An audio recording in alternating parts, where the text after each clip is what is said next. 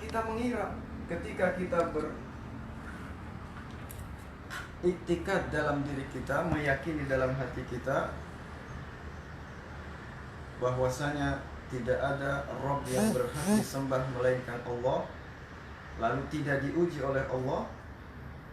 Kata Allah, tidak demikian.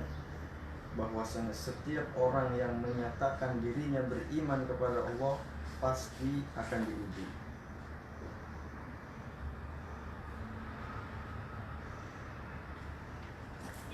Dan ini juga dirasakan oleh para nabi sebelum kita, para rasul utusan Allah Subhanahu wa ta'ala yang Allah utus di muka bumi ini. Saat diperintahkan Allah Subhanahu wa ta'ala untuk mendakwahi umatnya untuk menjauhi kesyirikan, menjauhi maksiat, menjauhi beribadah kepada selain Allah, mereka semuanya diuji oleh Allah Subhanahu wa ta'ala. Tidak ada satupun di antara mereka yang tidak diuji. Kalau kita baca sejarah kisah para nabi terdahulu, ada di antara mereka yang dibunuh oleh umatnya sendiri. Bahkan di antara mereka ada yang dibunuh secara sadis, disalib, digorok lehernya, dibelah badannya, dan macam-macam model pembunuhan dan intimidasi dari masyarakat ketika itu. Apa sebabnya? Sebabnya mereka mengucapkan amanna billah. Mereka beriman kepada Allah Azza wa Jalla.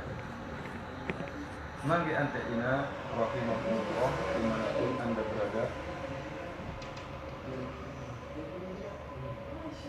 Tidak lepas dari ujian Allah Subhanahu wa ta'ala juga Nabi kita yang mulia Muhammad sallallahu alaihi wasallam yang sama-sama kita cintai, yang dengan mencintainya mudah-mudahan kita mendapatkan syafaatnya pada hari kiamat. Sama juga tidak terlepas dari ujian dari Allah Subhanahu wa ta'ala. Bahkan Nabi yang mulia Muhammad sallallahu alaihi wasallam dituduh sebagai penyihir atau disebut orang gila. Kemudian di jalan yang dilalui oleh Nabi SAW juga mereka pasangi duri, kotoran. Saat Rasulullah SAW sujud di hadapan Ka'bah juga dilempari dengan kotoran. Bahkan ketika Nabi SAW dakwah di Taif, beliau dilempari dengan batu sampai Rasulullah SAW berdarah ketika itu. Bahkan dalam beberapa peperangan juga yang dilalui oleh Nabi SAW, beliau terkena pedang, tombak, bahkan berdarah gigi Rasulullah SAW.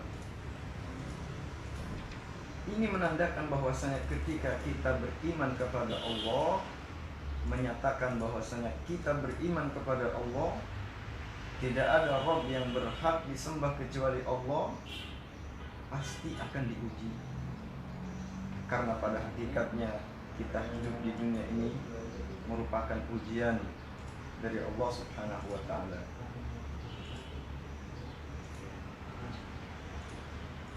Lalu bagaimana kita menghadapi ujian ini? Atau apakah hikmahnya? Kenapa sih kita harus diuji oleh Allah Subhanahu wa ta'ala? Karena dengan ujian tersebut, dalam pepatah Arab menyebutkan bil imtihani yuhamul mar'u au yukram. Dengan ujian, dengan cobaan, Allah itu ingin menjadikan kita dua pilihan. Kita mau mulia atau hina. Maka bisa kita lihat dan bisa kita saksikan bersama. Ada di antara saudara-saudara kita yang diuji oleh Allah dengan berbagai macam ujian, lalu dia bersabar, kemudian mengharapkan pahala di sisi Allah Subhanahu wa Ta'ala. Orang-orang seperti inilah yang dimuliakan oleh Allah. Saat diuji, dia semakin mendekatkan dirinya kepada Allah Azza wa Jalla. Lalu sebaliknya, saat dia mendapatkan ujian dari Allah Subhanahu wa Ta'ala, lalu dia menjadikan dirinya putus asa atau bahkan meminta kepada selain Allah Subhanahu wa Ta'ala pertolongan, maka disinilah Allah menghinakan hamba tersebut. Karena itu dia tidak bersyukur dan mengharapkan pahala kepada Allah Subhanahu wa Ta'ala dari cobaan dan ujian yang menimpanya. Hadirin yang dimuliakan Allah, mangge antarina dimanapun Anda berada, kenapa sih kita harus diuji Allah? Tadi pertama sudah kita jelaskan bahwasanya tujuannya adalah Allah ingin melihat siapa di antara kita yang mulia dan siapa juga di antara kita yang hina disebabkan ujian tersebut. Bahkan dalam surah Al-Ankabut juga Allah Subhanahu wa Ta'ala melanjutkan ayat tersebut. Dari di antara tujuan Allah Subhanahu wa Ta'ala menguji kita, yaitu Allah ingin mengetahui siapa di antara mereka yang beriman.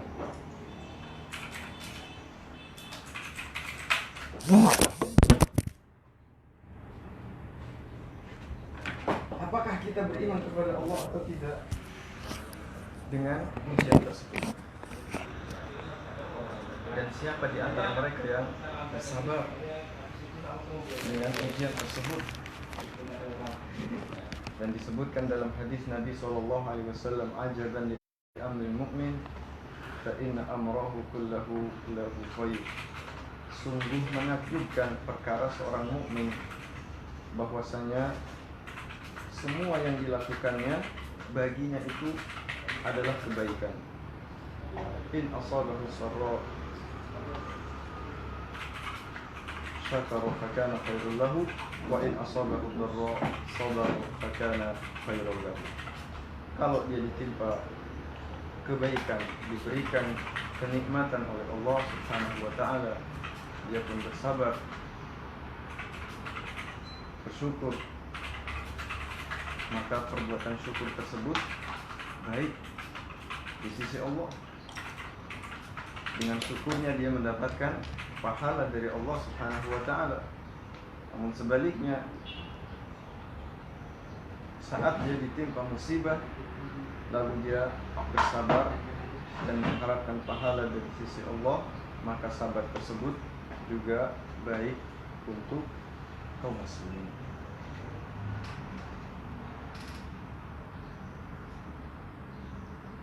Kemudian di antara hikmah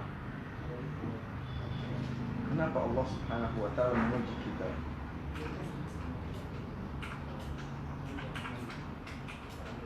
Imam Tirmidzi rahimahullah ta'ala meriwayatkan dalam kitabnya sebuah hadis dari Nabi SAW, dari Nabi kita yang mulia Muhammad SAW,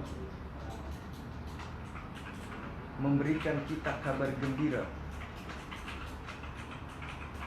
saat kita ditimpa musibah oleh Allah Subhanahu wa Ta'ala. Kata Rasulullah SAW, ma yazalul bala'u bil mu'min wal mu'minati fi nafsihi wa waladihi wa malihi hatta yalqa Allah wa ma alaihi khati'atun. Senantiasa musibah, cobaan, ujian menimpa seorang mukmin laki-laki atau perempuan, terus diuji, dicoba oleh Allah Subhanahu wa taala dengan berbagai macam ujian. Dan ujian di sini berlaku umum. Jadi banyak orang menganggap ujian itu yang berat-berat saja. Ujian itu berupa cobaan saja. Tapi pada hakikatnya ujian itu bisa berarti dua macam. Yang kita sukai atau yang tidak kita sukai. Dari sinilah Allah ingin melihat seorang mukmin yang sejati, maka sikapnya saat diberikan kenikmatan. Jadi kenikmatan juga ujian dari Allah. Saat dia diberikan kenikmatan, dia bersyukur.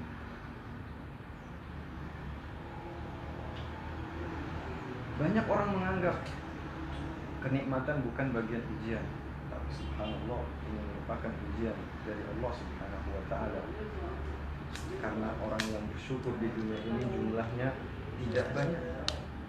Dan Allah menyebutkan jadi syakur, sedikit di antara hamba-hamba kepada kita sebuah doa. Kita menjadi hamba-hamba Allah yang pandai bersyukur. Dalam doa yang diajarkan oleh Nabi SAW, yang dianjurkan oleh beliau untuk kita selalu membacanya saat rakaat terakhir menjelang salam di duduk tasyahud, yaitu dengan sebuah doa, Allahumma a'inni ala dzikrika wa syukrika wa husni ibadati. Ya Allah, hamba ini memohon pertolongan supaya hamba bisa menjadi orang yang pandai berzikir kepadamu, dan berilah pertolongan hamba supaya menjadi orang-orang yang bersyukur, dan berilah pertolongan hamba supaya hamba menjadi orang yang pandai beribadah kepada Allah dengan baik dan benar. Kenapa 3 wasiat ini yang diperintahkan Nabi SAW kepada para sahabatnya? Menunjukkan bahwasanya ketiga jenis ibadah ini, yaitu berzikir, bersyukur, dan beribadah dengan baik dan benar, merupakan perkara yang sangat penting dalam Islam. Begitu pentingnya syukur saat kita diberikan kenikmatan, bukan malah kita takabur, sombong, menyombongkan diri di hadapan Allah atau di hadapan orang lain. Tentunya ini tidak sesuai dengan adab dan akhlak yang diajarkan oleh Allah dan juga Rasulnya Sallallahu Alaihi Wasallam.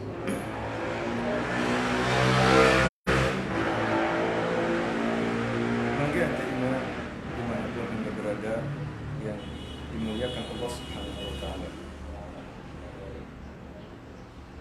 Tadi Rasulullah SAW menyebutkan ma yazalul mu'min ma yazalul bala bil mu'min wal mu'minatu fi nafsihi wa waladihi wa malihi hatta yalqullah wa ma alaihi khati'ah. Akan senantiasa seorang mukmin dan mukminah diberikan ujian oleh Allah, ujian jiwa, anak, harta, dan keluarga. Jadi setiap ujian yang menimpanya tujuannya cuma satu, hatta yalqallah wa ma alaihi khati'ah, supaya dia nanti saat berjumpa dengan Allah Subhanahu wa taala tidak ada sedikit pun kesalahan, dosa yang kita bawa saat menghadap Allah Subhanahu wa taala. Jadi jangan salah ketika kita ditimpa musibah. Ada orang yang menganggap, oh, Allah tidak sayang kepada kita. Kenapa cuma kita yang ditimpa musibah, tempat lain tidak? Padahal Inilah cara Allah Subhanahu wa ta'ala menunjukkan kasih sayangnya kepada hambanya. Dan ini juga dinyatakan dalam hadis Nabi SAW ketika Rasulullah SAW memberikan kabar gembira kepada mereka yang ditimpa musibah.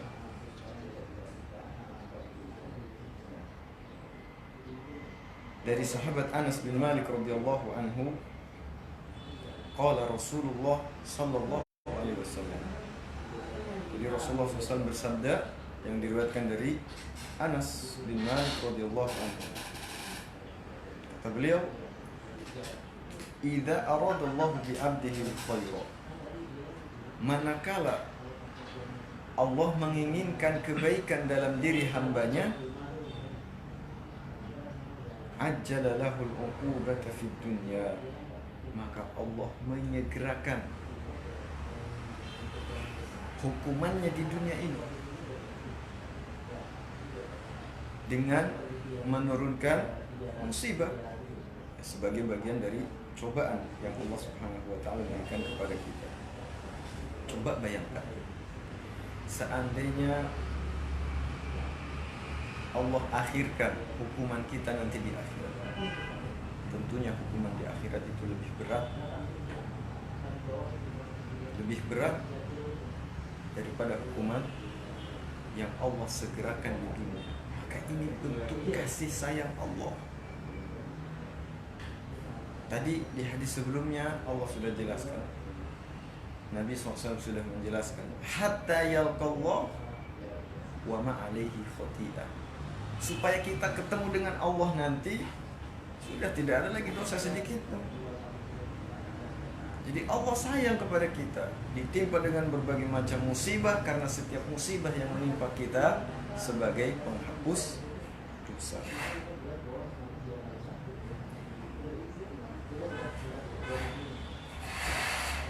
Bahkan musibah yang kecil saja itu bisa menghapus dosa-dosa kita.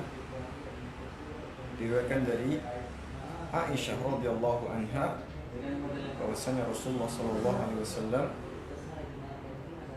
menyebutkan, ma yusibul mu'min min syaukatin fama fawqaha illa rafa'allahu biha darajah. Tidaklah seorang mukmin tertusuk duri kakinya,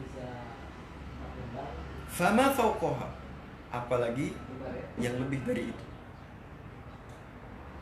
illa rafa'allahu biha darajah, melainkan Allah tinggikan derajatnya, au hatta anhu biha khati'ah, atau Allah hapus dengan musibah tersebut setiap kesalahan. Bisa dibayangkan, satu duri menancap satu keburukan dihapus oleh Allah. Lalu bagaimana dengan musibah yang lebih besar dari itu? Bisa jadi Allah menghapuskan seluruh dosa kita, dosa yang kecil, dosa yang besar, dosa yang sadar kita lakukan atau yang tidak sadar pernah kita lakukan. Ini merupakan bentuk kasih sayang Allah kepada kita. Jadi jangan merasa putus asa. Kok kita yang ditimpa musibah? Kok kita yang diuji? Sekali lagi, ini bentuk kasih sayang Allah. Allah menyayangi kita. Allah memilih kita. Allah menginginkan kebaikan dalam diri kita, sehingga Allah mengharapkan supaya kita saat bertemu nanti dengan Allah Subhanahu wa ta'ala pada hari kiamat tidak ada dosa sedikit pun yang kita pikul, sehingga meringankan kita saat hisab nanti. Kalau sudah tidak ada dosanya, tidak ada lagi hisab, langsung Allah Subhanahu wa ta'ala masukkan ke dalam surga. Sekarang mana yang kita pilih? Mau disegerakan di dunia atau ditunda nanti di akhirat? Kalau di dunia lebih ringan, sementara di akhirat akan lebih berat tentunya. Karena hari di akhirat tidak sama dengan hari saat kita hidup di dunia. Kalau kita hidup di dunia cuma 24 jam, sementara sehari di akhirat itu seperti 50 tahun atau lebih. Tentunya berat saat kita mendapatkan balasannya di akhirat nanti, atau ditunda siksanya di akhirat nanti untuk menghapuskan dan mempertanggungjawabkan kesalahan kita.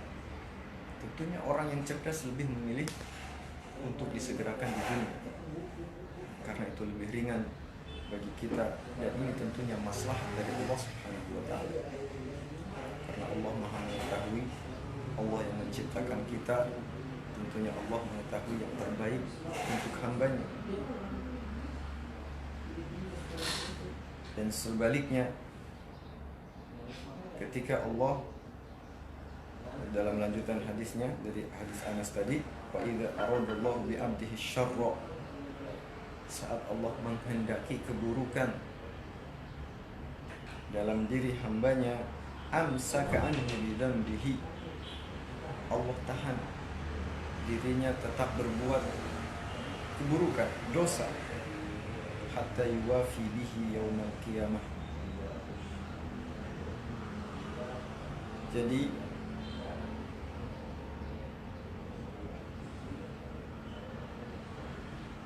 balasannya Allah tahan, tidak Allah segerakan, dan Allah tunda sampai hari kiamat nanti.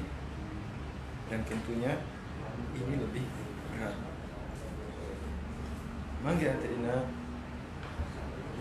kaum muslimin, kaum muslimat dimanapun Anda berada, yang saya rahmati, yang mudah-mudahan Allah rahmati dan saya cintai karena Allah Subhanahu wa Ta'ala.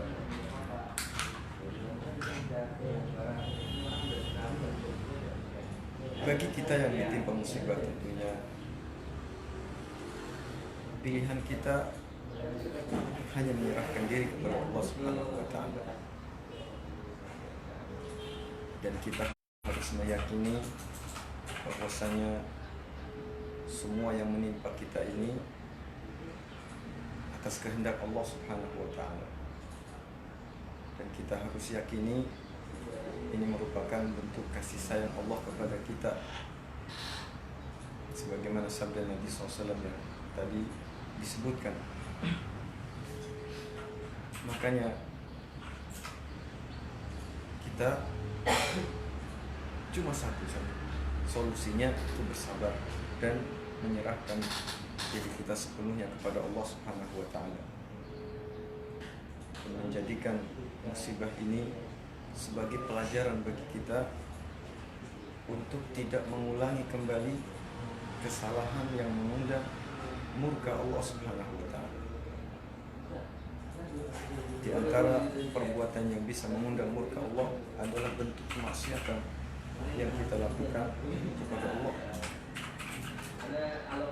Maka sikap kita sebagai mukmin, sebagaimana diajarkan oleh Ibnu Mas'ud radhiyallahu anhu, sikap seorang mukmin itu saat dia dihadapkan dengan maksiat digambarkan seolah-olah dia sedang duduk di bawah bukit, dan dia akan merasa khawatir sewaktu-waktu bukit tersebut runtuh dan menimpa orang tersebut. Itulah hakikat seorang mukmin dengan perbuatan maksiat. Sekecil apapun perbuatan maksiat, itu merupakan bentuk atau salah satu yang bisa mengundang azab Allah Subhanahu wa Ta'ala yang kapanpun bisa datang menghampiri kita. Ya, kalau misalkan kita saat sedang bertobat, lalu Allah menimpakan azabnya dan kita meninggal disebabkan azab tersebut, mudah-mudahan ini sebagai husnul khotimah. Kalau tidak, bahkan saat kita terjerumus dalam maksiat tersebut lalu Allah mewafatkan kita, innalillahi, maka ini pertanda su'ul khotimah dan bahayanya bisa lebih besar. Maka setiap mukmin harus bersikap sebagaimana yang digambarkan oleh Ibnu Mas'ud tadi. Orang mukmin itu dengan dosa sangat takut, seperti seorang yang duduk di bawah bukit dan dia khawatir bukit tersebut akan menimpanya.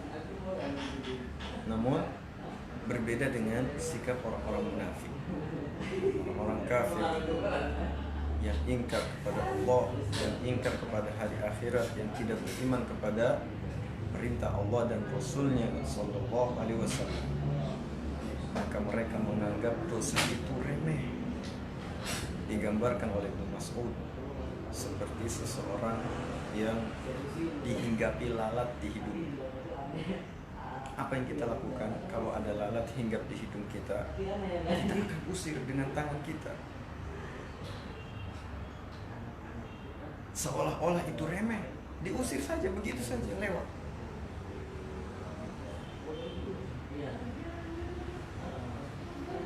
Sekecil apapun maksiat, maka marilah kita sama-sama menjauhinya, karena ini bisa mengundang murka Allah Subhanahu wa Ta'ala.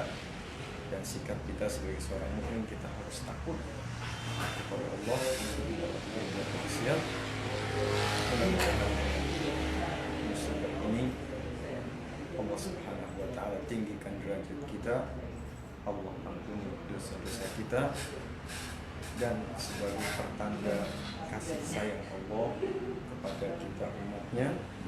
Dan mudah-mudahan kita termasuk orang-orang pilihan Allah Subhanahu wa Ta'ala yang ketika diingatkan oleh Allah kemudian langsung segera memperbaiki dirinya, menata hidupnya kembali kepada Allah Subhanahu wa Ta'ala dengan sebenar-benarnya ketakwaan dan keimanan kepada Allah, beribadah, berdoa, meminta hanya kepada Allah dan tidak mencampur adukan ibadahnya dengan kesyirikan kepada Allah. Mudah-mudahan Allah Subhanahu wa Ta'ala jadikan kita mukmin sejati yang kemudian dimasukkan ke dalam surga Allah Subhanahu wa Ta'ala tanpa hisab dan adab. Demikian yang bisa kita sampaikan, mudah-mudahan bermanfaat untuk kita semuanya. Jazakumullahu khairan. Walhamdulillahirabbil alamin. Alhamdulillah, kalau tadi manusia dari Ustaz Fadil sangat bermanfaat bagi kita semua. Ya, semoga kita banyak mengambil pelajaran dari apa yang disampaikan oleh Ustaz Fadil. Pada kesempatan kali ini, alhamdulillah ya banyak, tentunya banyak pelajaran dari beliau. Untuk selanjutnya mau buka pertanyaan. Oke, untuk selanjutnya bagi para penggati dimanapun kamu berada, kita akan buka sesi tanya jawab via telepon atau SMS di 085 0852 4255 7916. Saya ulangi, 085 242 557 916. Bagi para pendengar Radio FM Sunnah yang ingin bertanya langsung kepada Ustaz, kami persilakan menghubungi di nomor tersebut. Saya ulangi, 085 242 557 196.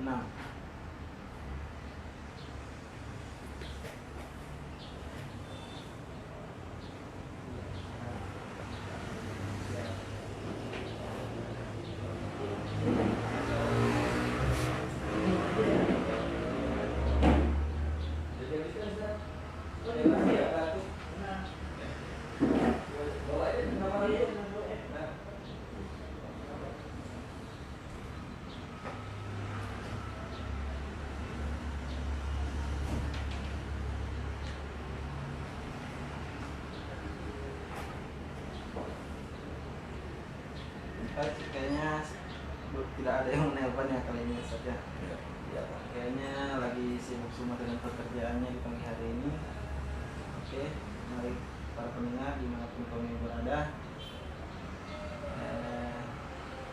Anda telah menyimak tausiah yang telah disampaikan oleh Ustaz Fatimin Hafizahullah Ta'ala. Semoga apa yang disampaikan beliau bermanfaat untuk kita semua.